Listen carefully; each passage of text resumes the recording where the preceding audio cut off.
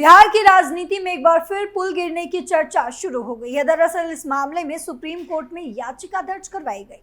बिहार निवासी वकील ब्रजेश सिंह ने ये याचिका दायर करवाई है। इसमें सुप्रीम कोर्ट से बिहार सरकार को राज्य के सभी मौजूदा और निर्माणाधीन पुलों का ऑडिट कराने का निर्देश देने की मांग की गई है। याचिका पर अगली सुनवाई 15 फरवरी 2025 को होनी है। वहीं इस मामले में आरजेडी नेता और पूर्व उप मुख्यमंत्री तेजस्वी यादव ने सोशल मीडिया एक्स पर लिखा है कि बिहार में आज फिर एक पुल का गिरना तथा बीते 19 दिन में कुल 13 पुलों का पानी में बह जाना नीतीश सरकार में फैले संस्थागत भ्रष्टाचार का प्रत्यक्ष दृष्टांत है। हम मुख्यमंत्री नीतीश कुमार को चुनौती देते हैं कि वो बिहार वासियों को बताए कि गिरने वाले पुलों की स्वीकृति कब हुई और किसने दी, और कैसे बिहार में पुल गिरने से गुजरात के मोरबी में 6 महीने पहले केबल ब्रिज के गिरने की चर्चा होने लगी। बताएंगे आपको अपने स्पेशल स्टोरी में। नमस्कार, आप देख रहे हैं कैपिटल टीवी बिहार। मैं हूं आपके साथ पल्लवी सिंह।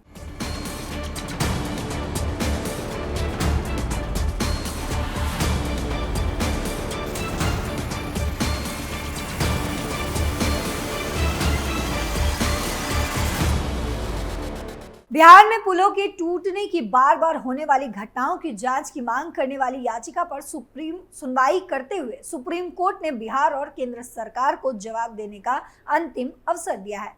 शीर्ष अदालत ने सोमवार को याचिका पर जवाब दाखिल नहीं करने के बिहार सरकार के रवैये पर असंतोष भी व्यक्त किया। अदालत ने बिहार सरकार को जवाब दाखिल करने के लिए 5 हफ्ते का अतिरिक्त समय दिया है।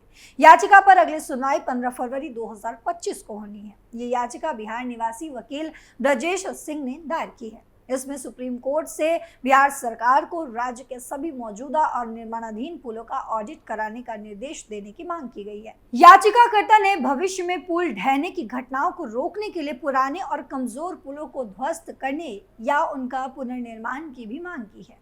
सेवानिवृत्त तत्कालीन मुख्य न्यायाधीश डीवाई चंद्रचूड़ और न्यायमूर्ति जेबी पारदीवाल और न्यायमूर्ति मनोज मिश्रा की पीठ ने इस साल 29 जुलाई को वकील ब्रजेश सिंह द्वारा दायर जनहित याचिका पर बिहार सरकार और भारतीय राष्ट्रीय राजमार्ग प्राधिकरण सहित अन्य से जवाब मांगा था, लेकिन बिहार सरकार की ओर से इस संबंध में अब तक कोई जवाब दाखिल नहीं किया गया। याचिकाकर्ता ब्रजेश सिंह ने 14 नवंबर को अपनी लंबित जनहित याचिका को लेकर एक अंतरिम आवेदन दायर किया, जिसमें बिहार में पुलों की खराब स्थिति से संबंधित 15 समाचार रिपोर्टों को रिकॉर्ड पर लाने की भी मांग की गई। उन्होंने बिहार के नालंदा जिले की एक हालिया घटना का जिक्र किया और जहां एक जर्जर पुल से नदी में गिरने से 18 वर्षीय एक लड़के की मौत हो गई थी। याचिकाकर्ता ने कहा था कि राज्य सरकार और भारतीय राष्ट्रीय राजमार्ग प्राधिकरण यानी कि NHAI ने शीर्ष अदालत द्वारा जुलाई में नोटिस जारी करने के बावजूद आज तक अपना जवाब दाखिल नहीं किया। उन्होंने दावा किया कि हाल ही में 3 नवंबर को दरभंगा जिले में एक निर्माणाधीन पुल ढह गया था और संबंधित कंपनी को रात में गुप्त रूप से उस मलबे को हटाते देखा गया था।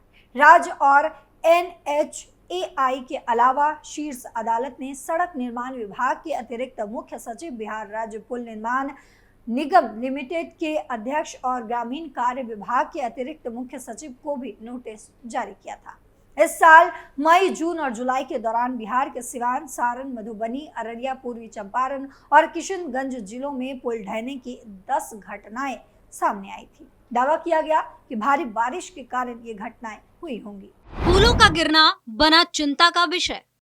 जनहित याचिका में बिहार में पुलों की सुरक्षा के बारे में चिंता जताई गई है, जहां आमतौर पर मानसून के दौरान भारी बारिश और बाढ़ आती है। एक उच्च स्तरीय विशेषज्ञ पैनल स्थापित करने के अलावा याचिका में NHAI द्वारा निर्धारित मापदंडों के अनुसार पुलों की रियल टाइम मॉनिटरिंग की भी मांग की गई है। याचिकाकर्ता ने इस पर प्रकाश डाला कि बिहार भारत में सबसे अधिक बाढ़ प्रभावित राज्य है। राज्य में कुल बाढ़ प्रभावित क्षेत्र 68,800 वर्ग किलोमीटर है, जो इसके कुल भौगोलिक क्षेत्र का 73.06% है। पुल ढहने की घटनाओं के मद्देनजर मुख्यमंत्री नीतीश कुमार ने पथ निर्माण और ग्रामीण कार्य विभाग को राज्य के सभी पुराने पुलों का सर्वेक्षण करने और तत्काल मरम्मत की आवश्यकता वाले पुलों की पहचान करने का निर्देश दिया है। कई इंजीनियर सस्पेंड।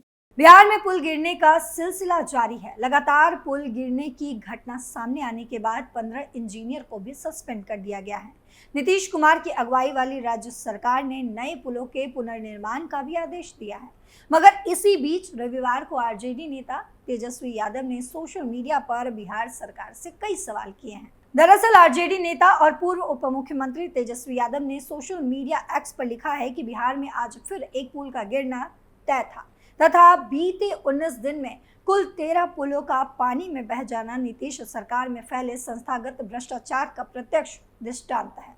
हम मुख्यमंत्री नीतीश कुमार को चुनौती देते हैं कि वो बिहार वासियों को बताएं कि गिरने वाले पुलों की स्वीकृति कब हुई और किसने दी। गिरने वाले पुलों का शिलान्यास कब और किसने किया? गिरने वाले पुलों का टेंडर कब किसके कार्यकाल में हुआ? गिरने वाले पुलों का शिलान्यास कब और किसने किया? गिरने वाले पुलों का उद्घाटन कब हुआ और किसने किया? महज 19 दिन में 13 पुलों के गिरने से जनता की कुल कितनी गाढ़ी कमाई पानी में बह गई? अगर मुख्यमंत्री जी इन आंकड़ों को सार्वजनिक नहीं करते हैं तो स्पष्ट है कि 18 वर्षों से बिहार में सत्ता पर काबिज एनडीए के नेता ऊपर से लेकर नीचे तक इस भ्रष्टाचारी व्यवस्था के संपोषक, संरक्षक, प्रयोजक और साझेदार हैं। गुजरात के मोरबी की चर्चा तेज। वहीं इस मामले के बाद से गुजरात के मोरबी में 6 महीने पहले केबल ब्रिज टूटकर नदी में गिरने की चर्चा हो रही है। इस दुर्घटना में 135 लोगों की मौत हो गई थी। ये ब्रिज 100 साल से ज्यादा पुराना था। इस पुल के संचालन का काम अजंता ओरेवा कंपनी को सौंपा गया था। पुल के रख रखाव पर ध्यान नहीं दिया गया और बड़ा हादसा हो गया था। अब बिहार के भागलपुर में पुल गिरने से मोरबी ब्रिज हादसा चर्चा में आ गया है। बिहार में 1700 करोड़ के केबल पुल के ढहने के बाद अब मोरबी पुल हादसे को लेकर राजनीति गर्मा गई है। बीजेपी ने बिहार के सीएम नीतीश कुमार से इस्तीफा देने की मांग की है तो जवाब में जेडीयू ने मोरबी हादसा याद दिलाया और गुजरात सीएम के इस्तीफे नहीं देने पर भी सवाल उठाया। हम आपको बताएंगे मोरबी हादसे के 6 महीने बाद उस पुल की क्या स्थिति है और इस मामले की सुनवाई कोर्ट में कहां तक पहुंची है। बिहार में 1700 करोड़ का केबल ब्रिज गिरा तो विपक्ष बीजेपी ने महागठबंधन की घेराबंदी तेज कर दी और सीएम नीतीश कुमार के इस्तीफे की मांग करने लगे। इसके साथ आरोप लगाया गया कि भ्रष्टाचार की वजह से पुल गिरा है। वहीं बीजेपी के आरोप पर जेडीयू ने पलटवार किया और मोरबी ब्रिज हादसे को याद दिलाया। जेडीयू ने कहा कि तब 135 लोगों की मौत हुई थी और उस वक्त बीजेपी ने अपने मुख्यमंत्री भूपेंद्र पटेल से इस्तीफे की मांग क्यों नहीं की थी। अब सिर्फ जान लेने वाले ब्रिज को देखने आते हैं लोग। मोरबी हादसे को अब 6 महीने का वक्त बीत चुका है। 135 लोगों की जान लेने वाले इस ब्रिज का हाल आज भी वैसा ही है जैसा उसके टूटने के बाद था। आज भी यहाँ लोहे के वही जंग लगे तार लटक रहे हैं जो 140 साल पहले ब्रिज बनाने वक्त लगाए गए थे। हालांकि आज फर्क सिर्फ यही है कि पहले इसे अजूबे के तौर पर लोग देखने आते थे, उसके ऊपर चलते थे और उसे हिलते हुए ब्रिज का थ्रिल अनुभव करते थे। लेकिन आज लोग सिर्फ ये देखने के लिए आते हैं कि 135 लोगों की जान लेने वाला ये ब्रिज टूटने के बाद कैसा दिखता है। ब्रिज पर एंट्री बंद, दोबारा शुरू करने पर फैसला नहीं। 6 महीने बाद ये केबल ब्रिज वैसे ही हालात में टूटा पड़ा हुआ है। इस ब्रिज के दोनों ही एंट्री गेट को बंद कर दिया गया है। यहाँ ना कोई आ सकता है और ना ही कोई जा सकता है।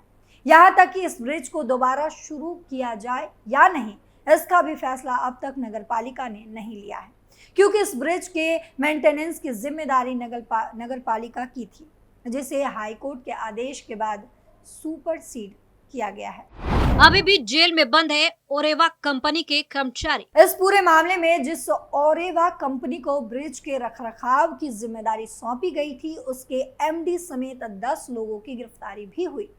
पिछले महीने चार्जशीट फाइल होने के बाद ब्रिज के 3 सुरक्षा कर्मियों को जमानत पर रिहा किया गया, जबकि अभी भी ओरेवा कंपनी के 2 मैनेजर, 2 टिकट चेकर और 2 फैब्रिकेशन का काम करने वाले लोग जेल की सलाखों के पीछे हैं। इसके अलावा औरेवा ग्रुप के एमडी जयसुख पटेल ने भी पुलिस के सामने सरेंडर किया था। वो इस वक्त जेल में बंद है।